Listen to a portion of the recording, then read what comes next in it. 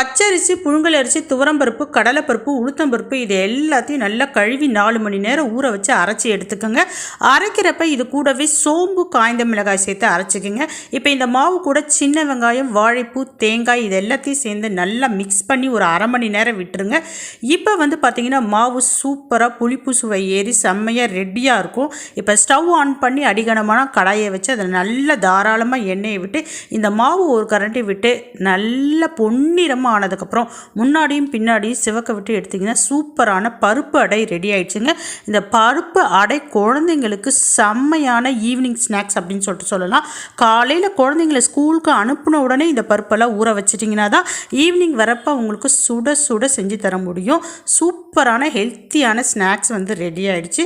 ரொம்ப சூப்பராக இருக்கும். பிடிச்சிருந்ததுன்னா இந்த வீடியோவுக்கு மறக்காமல் ஒரு லைக் கொடுங்க. பாய்.